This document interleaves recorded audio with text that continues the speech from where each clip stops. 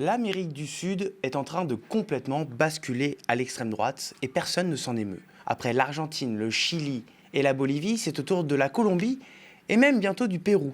Dimanche dernier, Abelardo de la Espriella, outsider des sondages et homme d'affaires, le schéma bien connu, est arrivé en tête au second tour du scrutin face à son opposant, l'héritier de Gustavo Petro, Iván Cepeda.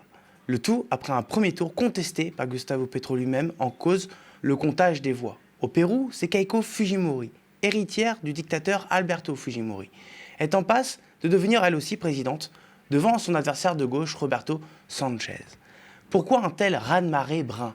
Est-ce que tout le sous-continent va finir sous la coupe de Trump et de ses intérêts économiques ? Quel avenir pour ces peuples ? Lorsque l'on voit les mouvements sociaux monstres en Bolivie, au Chili ou en Argentine. Mais surtout, qu'est-ce qui séduit tant les populations sud-américaines et quelle est la responsabilité de la gauche dans ce phénomène ? Pour en parler, je suis avec Franck Godichaud, professeur à l'Université Jean Jaurès de Toulouse, et Vincent Harpoulet, rédacteur pour Le Vent se lève et doctorant pour l'entretien d'actu. C'est parti.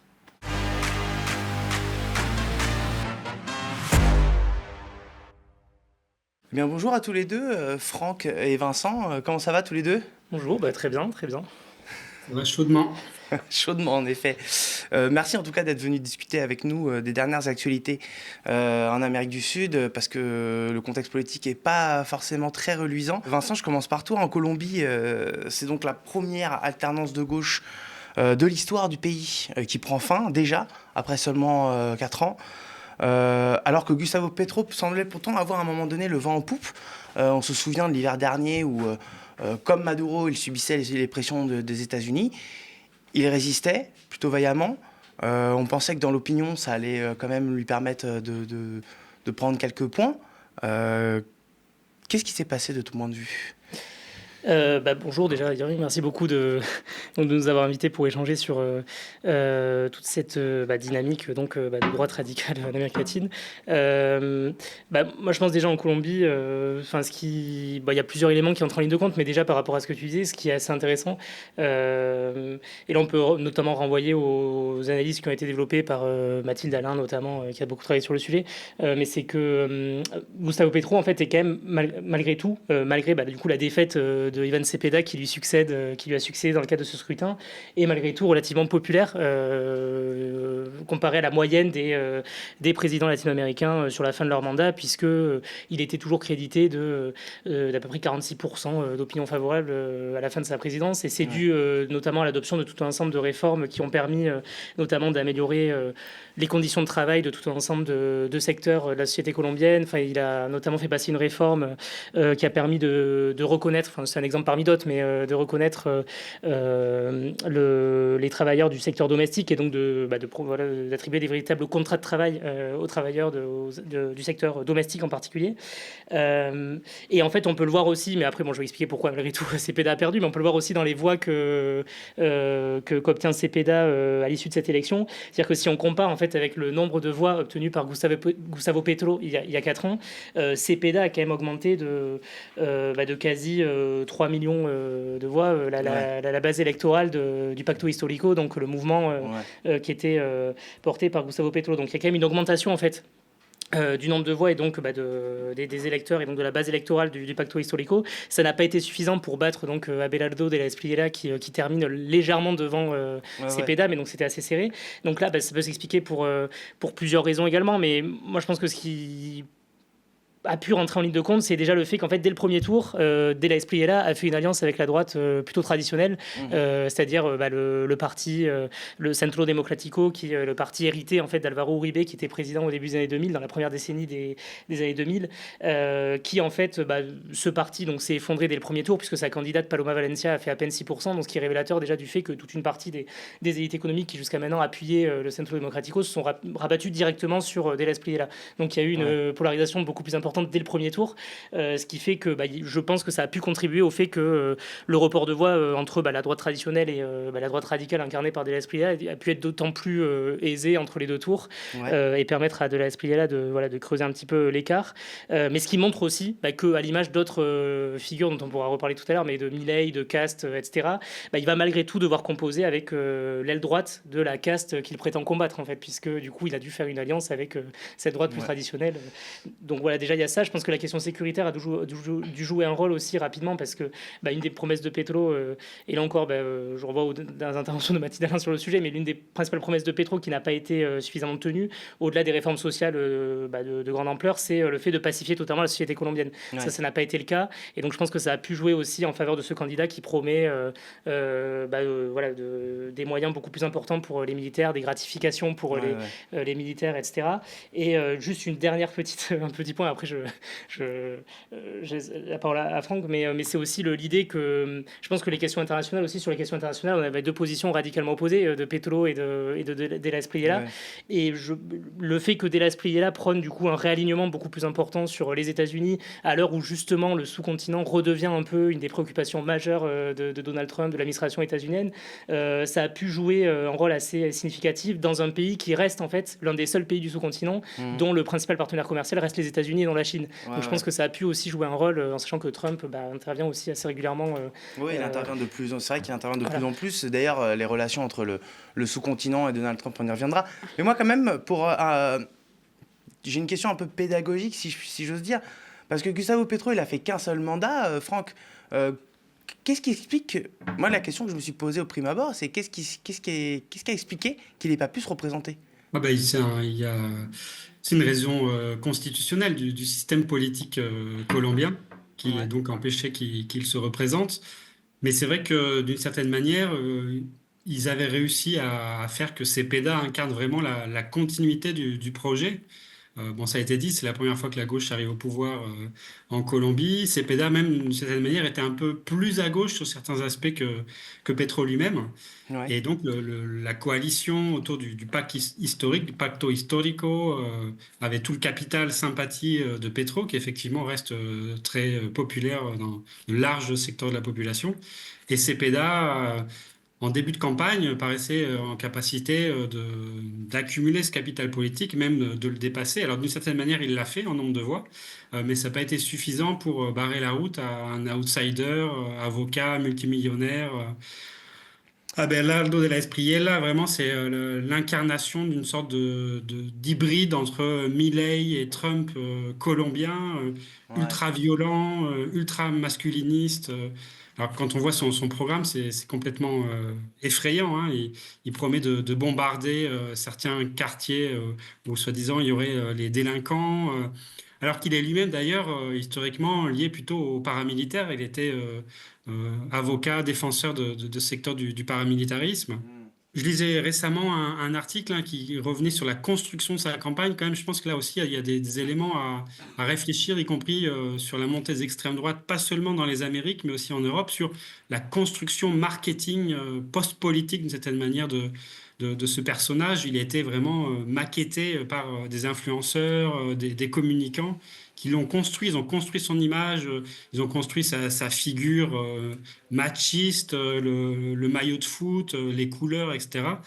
Et le jeu très très fort de communication sur les réseaux sociaux est hyper efficace, avec y compris des fake news pour délégitimer en face Cepeda. Et Cepeda, d'ailleurs, dans son discours là de ces jours-ci, il a reconnu donc sa défaite, a dit nous, on a essayé de continuer à faire de la politique et pas du spectacle, pas de la post-politique, en parlant justement de la campagne de l'extrême droite. Donc il y a une sorte d'hybridation entre une campagne ultra-violente qui s'appuie quand même sur tout un secteur de l'oligarchie colombienne. Il y a un tournant, enfin, c'est pas un tournant en Colombie, il y a la réaffirmation des classes dominantes du côté d'une version ultra-violente de la droite pour dominer le pays.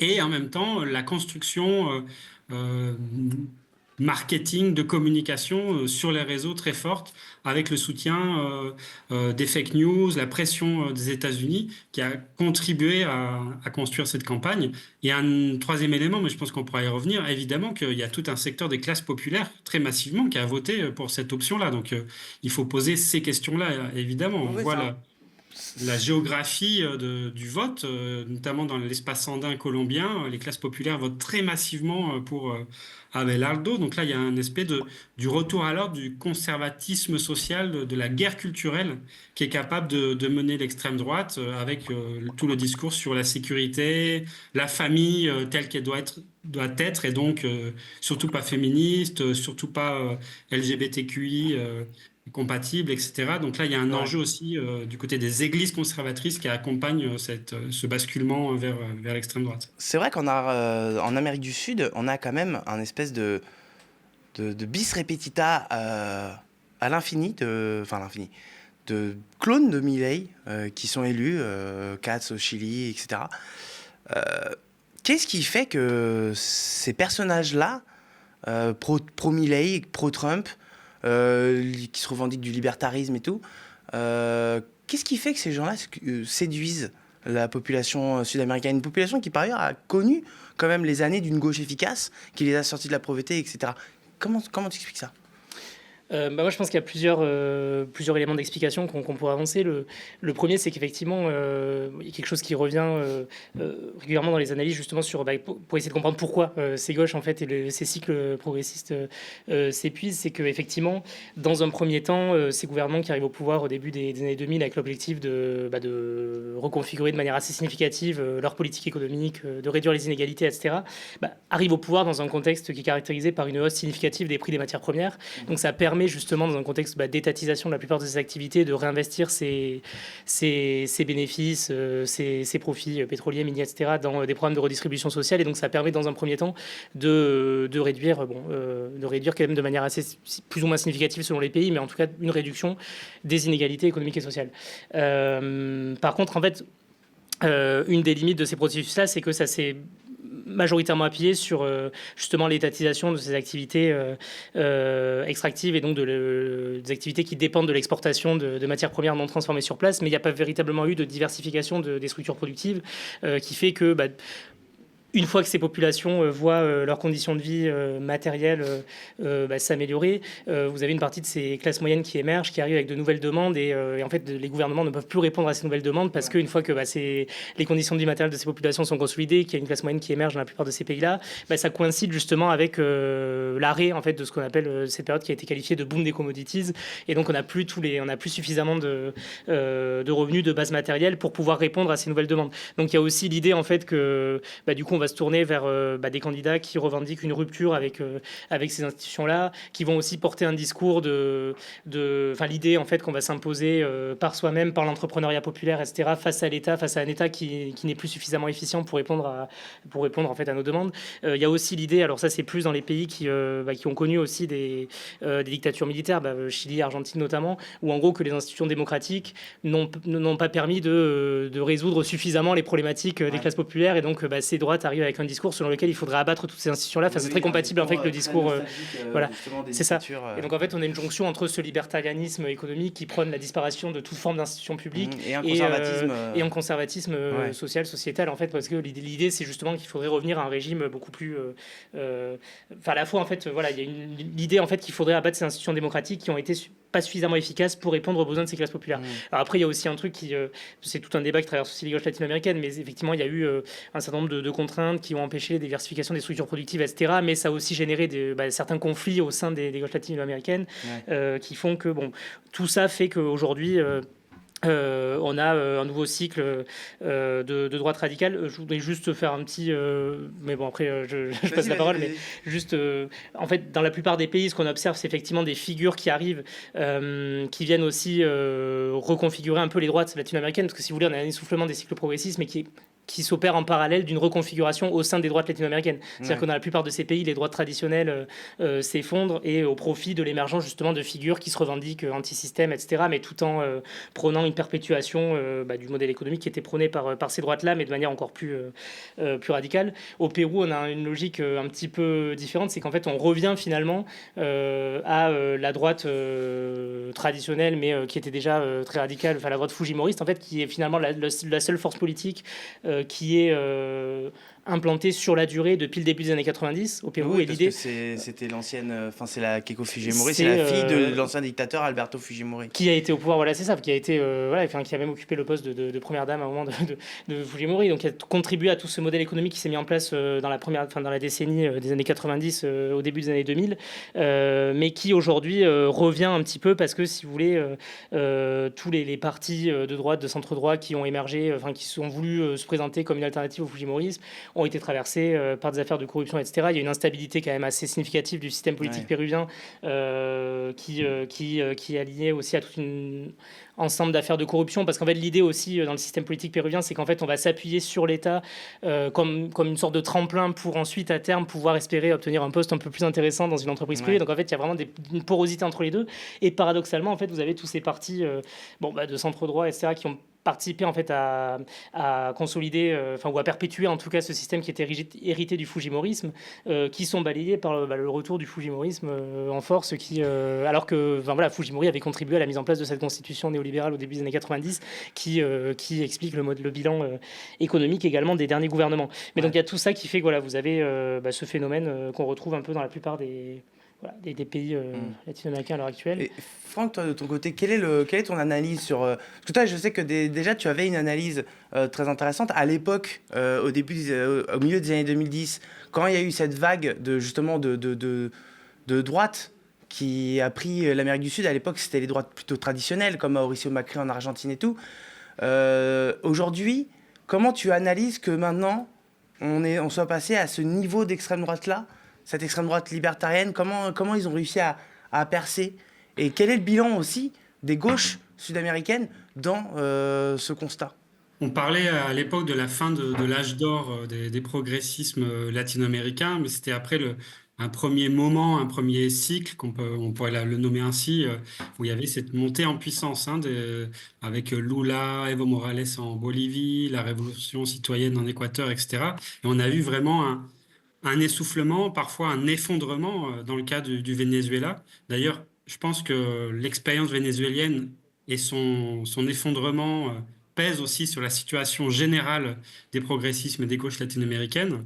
Mais si on regarde depuis aujourd'hui ce qui a été donc ce premier cycle progressiste, son essoufflement, l'apparition, le retour des droites, certaines traditionnelles, et dans d'autres cas, l'émergence d'extrême droite, puis un deuxième moment où certains ont commencé à dire on est peut-être face à un retour des gauches ou à un progressisme tardif, comme dit Massimo Modenesi, puisqu'il faut rappeler que Lula revient au pouvoir, il y a Boric qui émerge au Chili avec le Front Large, mais il y a évidemment aussi l'expérience très importante au Mexique avec López Obrador et aujourd'hui Sheinbaum. Donc, et là, on serait tenté de dire ah ben là, il y a un nouveau basculement vers les extrêmes droites. Sauf que je pense que plus généralement, on est sorti en partie d'une logique de cycle, en partie seulement, au sens où on est plutôt dans un moment d'incertitude, de dégagisme aussi, de la part des populations latino-américaines. En gros, on dégage des sortants, on cherche des solutions radicales. On est dans le moment post aussi Covid. Les sociétés latino-américaines ont été vraiment très fortement encore plus fragmentées, sont encore plus inégalitaires aujourd'hui. La question du néolibéralisme violent qui impacte toutes ces sociétés fait qu'il y a des phases de basculement, mais aussi de recherche d'alternatives. Et dans ce contexte-là, évidemment, les scénarios nationaux sont très importants. Donc, il faut nuancer d'une certaine manière l'idée de cycle, même s'il y a des éléments communs. Pour la Colombie, évidemment, la question du conflit et de sa non-résolution pèse dans la solution actuelle vers l'extrême droite. Comme Vincent l'a été dit, dans d'autres pays, il y a la mémoire des dictatures qui vient polariser, reconstituer les droites. Dans d'autres scénario, c'est pour l'Amérique centrale, par exemple, la question des cartels, des héritages de la guerre civile. Mais d'une certaine manière, ce qu'on voit, c'est que les progressismes ou les gauches au pouvoir n'ont pas été en capacité de répondre complètement en fait à la situation d'un néolibéralisme très inégalitaire, très violent. Paradoxalement, il y a un chercheur brésilien, Ricardo Nunes, pour analyser Bolsonaro, il dit ces extrêmes droites-là, qui sont appuyées sur les églises, notamment conservatrices, évangéliques, elles sont capables de capitaliser des solidarités négatives, basées sur le rejet de l'État. Parce qu'en Amérique latine, l'État, il est vu soit comme corrompu, soit comme complètement inefficace, Ouais. soit comme répressif. Donc, finalement, l'idée d'un néolibéralisme radicalisé, libertarien, peut aussi correspondre à Mm. faire écho à la situation de précarité d'une toute une partie de la population. Ouais. Deuxième élément, c'est la question des héritages historiques. Et évidemment, au Chili, Cast, c'est aussi l'héritier du pinochétisme, Ouais. ça très clairement. Et on pourrait le décliner suivant les pays. Et troisièmement, il y a quand même un effet, oui, je pense, de contexte global. Le Trumpisme et ses avatars construisent un récit à l'échelle latino-américaine ou américaine et font pression aussi, s'auto-alimentent dans un contexte où les expériences de gauche soit ont déçu, soit sont aujourd'hui un repoussoir comme l'expérience bolivarienne au Venezuela. Mais c'est quand même assez dramatique parce que quand on voit les effets délétères des politiques déjà en Bolivie, par exemple, en Argentine, au Chili, où il y a eu des mouvements sociaux d'ampleur, est-ce qu'on doit craindre la même chose, ou pire même, au Colombie? Parce que c'est vrai qu'il a le personnage d'Abelardo, il a ça en plus qu'il a un discours assez violent. Beaucoup plus violent, je trouve même encore que Milei, parce qu'il parle littéralement de bombarder. Et je pense que bon, l'accord de paix avec les FARC va aussi être en question. Bah, c'est vrai que du coup, oui, il y a eu Abelardo en plus, proposé notamment, parmi les propositions choc qu'il a formulées, il y avait l'idée d'enfermer tout un ensemble d'opposants qui seraient susceptibles d'être liés de manière plus ou moins directe aux guérillas des FARC, etc. Donc là, on retrouve un discours aussi qui est mobilisé par tout un ensemble de ces droites-là. C'est un peu une réactualisation on pourrait considérer ça comme une réactualisation de la logique de guerre subversive qui était mise en avant par les dictatures militaires, dans le cadre desquelles c'était en gros le communisme était l'ennemi et donc ça justifiait toute forme de répression les plus violentes contre toute personne susceptible d'être liée de plus ou moins près au communisme.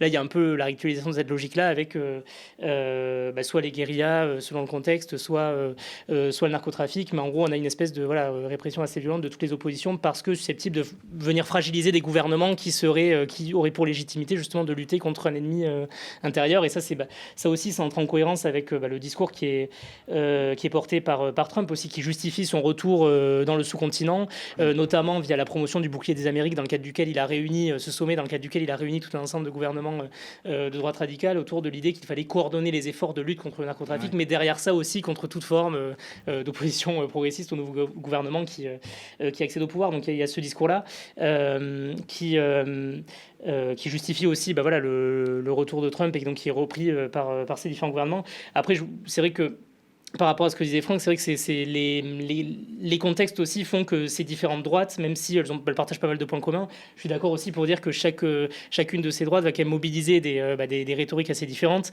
et va prendre des formes assez différentes. Typiquement au Chili, on a une forme de néolibéralisme, comme Franck le rappelait, mais qui s'inscrit dans la lignée de Pinochet. Ouais. Donc en fait, l'idée, c'est qu'il y ait quand même un État fort qui soit là, mais pour perpétuer son propre retrait du marché, pour assurer... Plus à la Chicago Boys, quoi. Ouais, oui, en fait, il s'inscrit ouvertement dans la lignée de Pinochet, là où pour le coup, du côté de Milei, on a vraiment l'idée de dire qu'en gros, il faudrait aller beaucoup plus loin dans le fait de tout déléguer au marché, etc., même si ça ne veut pas dire pour autant qu'il n'y a pas de la répression policière, etc., parce que justement, on va considérer, c'est un peu une pirouette rhétorique, mais on va considérer qu'en fait, justement, il faut réduire toutes les contraintes institutionnelles qui pourraient peser sur les forces de police et donc leur laisser le plus de marge de manœuvre possible, et que l'État est là comme une contrainte qui viendrait un peu entraver les marges de manœuvre de la police. Mais après, donc on va voir en fait ce que ça donne en Colombie, mais effectivement, ça s'inscrit, tous ces mouvements-là s'inscrivent dans des dynamiques assez différentes. Mais alors, je sais pas si c'est le pertinent d'en parler maintenant aussi, parce que tu parlais des mobilisations qui ont cours qui commencent à émerger face à un certain nombre de ces gouvernements-là. On pourrait aussi parler du bilan économique de ces gouvernements, parce que Milei donne déjà une idée, parce que c'est le premier de cette série de dirigeants de droite radicale à avoir prôné un programme de réduction assez drastique des dépenses publiques, etc., qui a été mis en avant, qui a été félicité par tout un ensemble d'observateurs, parce qu'effectivement, ça a permis aux indices macroéconomiques de se stabiliser. Il y a eu une réduction de l'inflation, il y a eu une croissance économique, mais tout ça cache quand même une certaine, tout ça cache une certaine réalité, c'est-à-dire que pour lutter contre l'inflation, on a coupé assez drastiquement dans les dépenses publiques, on a fait en sorte en fait de limiter le nombre de devises en circulation dans la société argentine pour faire en sorte de réaligner progressivement le peso sur le dollar. Donc en fait, c'est une politique de peso fort qui est assumée, mais ça, juste en deux mots, ça en fait, ça facilite les importations de biens, parce que justement, puisque le peso est quasiment aligné sur le dollar, le prix des biens importés est moins coûteux quand il est répercuté en peso. Donc ça favorise les importations. Par contre, ça nuit à la compétitivité des industries argentines à l'international. Donc en fait, ça provoque progressivement une suppression massive aussi d'emplois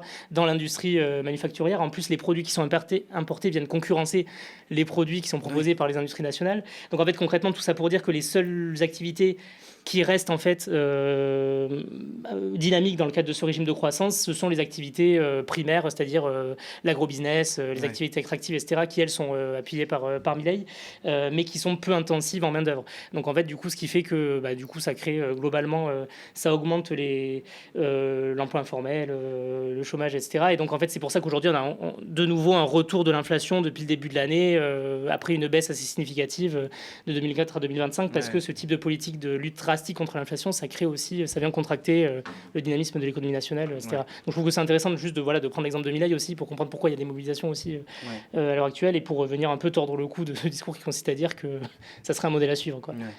Alors, par le MEDEF, etc. En effet. Alors, Franck, j'aimerais finir sur cette thématique-là un petit peu, parce que tout à l'heure, on parlait de Donald Trump. C'est vrai que, par contre, c'est vrai que, malgré leur ressemblance à toutes ces extrêmes droites, il y a aussi, comme tu l'as rappelé, des singularités. Mais par contre, ils ont tous un point commun, c'est qu'ils adorent Donald Trump. Et du coup, est-ce qu'on peut supposer, voire craindre, que l'Amérique du Sud redevienne soumise aux intérêts économiques américains, Franck? En tout cas, c'est clairement l'objet de la nouvelle doctrine Trump pour l'Amérique latine, qui a été clairement établie dans des documents de la nouvelle stratégie de sécurité pour le continent. Et en fait, aujourd'hui, le Trumpisme, son objectif clair et avoué, c'est de reprendre le contrôle de ce qui était historiquement son arrière-cour dans un conflit systémique et jugé fondamental pour les prochaines années avec la Chine. Dans la période des 15 dernières années, la Chine a gagné vraiment énormément en termes d'échanges commerciaux, de parts de marché. Elle est la première partenaire commerciale de l'Amérique du Sud et de la plupart des pays de l'Amérique du Sud, y compris du Brésil, du géant brésilien. Et pour Trump, il faut reprendre le contrôle, aussi reprendre le contrôle des voies commerciales essentielles. Panama, par exemple, c'était une de ses premières tâches, essayer de mettre à distance la Chine de Panama. Et dans ce conflit-là, les extrêmes droites, ça a été cité, le bouclier des Amériques, c'est essayer de constituer un arc idéologique, mais aussi d'intérêts communs économiques pour freiner l'expansion chinoise dans la région, même si la Chine, évidemment, n'a pas la force politico-militaire des États-Unis, loin de là. Elle est très forte économiquement, et ça, c'est jugé comme absolument dangereux pour Trump. Donc là, il y a une internationale qui se met en place au niveau de l'Amérique, dans ce souci très fort des classes dominantes états-uniennes de reprendre le contrôle du sous-continent. Mais je voudrais rajouter un élément, c'est que de mon point de vue, on est dans une période surtout d'instabilité, de polarisation. Parce que si on voit les résultats, y compris électoraux au Pérou, là en Colombie, finalement c'est à 1% près. Donc c'est très polarisé. C'est dans un mouchoir de poche, complètement. Exactement, ça c'est important. C'est-à-dire que les gauches ne sont pas faibles non plus dans plusieurs pays. Et un autre élément qui est très important, c'est que les mouvements sociaux, les conflits sociaux restent très forts. Les rapports de classe restent très tendus. Ce qu'on vient de voir en Bolivie, c'est central pour comprendre notamment l'espace andin. 50 jours de mobilisation radicale contre le gouvernement Paz, avec des blocages de routes, les paysans soulevés. la centrale ouvrière bolivienne aussi mobilisée. Donc, de mon point de vue, ce qui va... Parce que les extrêmes droites n'ont pas de solution, en fait, face à la crise sociale, économique, mais y compris face à la crise sécuritaire. Il y a le modèle Bukele au Salvador, mais on sait que c'est une catastrophe totale en termes de droits humains. Donc, le plus probable, c'est qu'on continue à avoir des grandes mobilisations sociales.